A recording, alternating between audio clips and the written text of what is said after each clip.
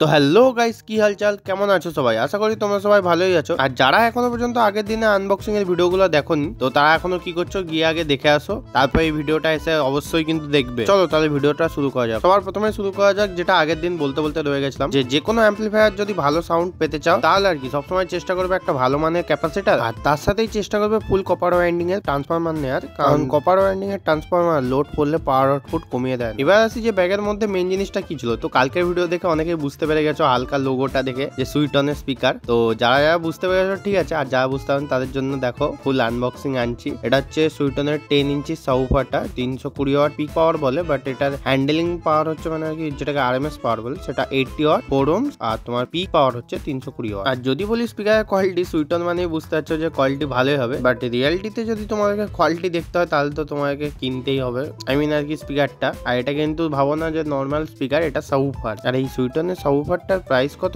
সেটা জানতে হলে কমেন্ট করতে কিন্তু ভুলবে না। তো দেখা হচ্ছে নেক্সট ভিডিওতে এই জিনিসগুলো কত কি খরচা পড়লো সেটা একটা ডেডিকেটেড ভিডিও নিয়ে। তো ততক্ষণের জন্য টাটা।